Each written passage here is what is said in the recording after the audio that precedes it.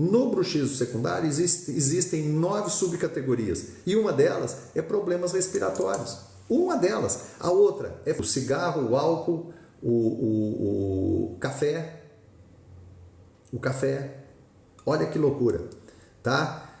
Remédios como duloxetina, fluoxetina também podem causar bruxismo, tá?